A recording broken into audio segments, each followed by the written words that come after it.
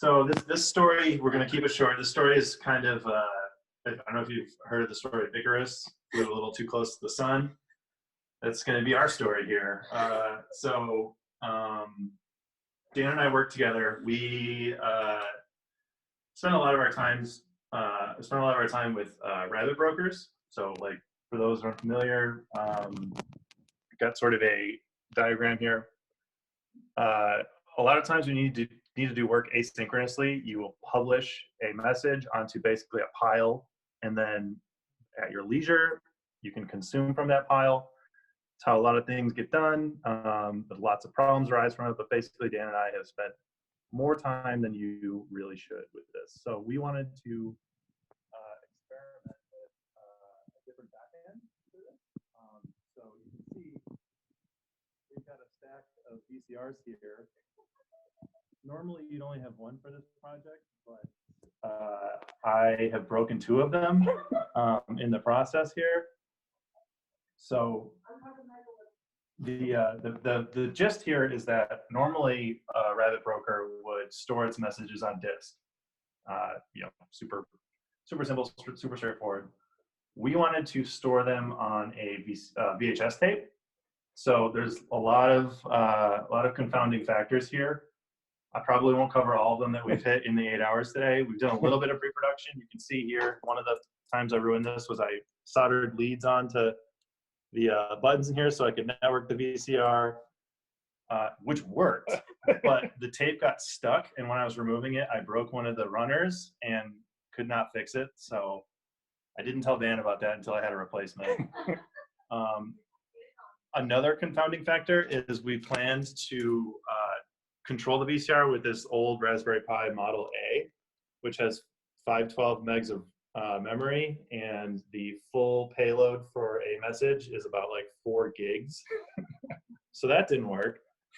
But basically, we were able to get a non-trivial encoding scheme working. So I'm SSH into the Pi. I'm going to play the message that we recorded, which is just "Hello, hackers." So I'm going to play that, and if you look over here, you can see our recording screen. So what you're seeing is you're seeing a byte separated by a magenta screen. So we've got 8 bits for every byte. This is what it looks like in perfect fidelity. When you record it back off the VCR, it looks a little different. I'm going to play that for you now on this other screen. Where's my screen? That ends up looking like this. Let me bring it over to the other monitor.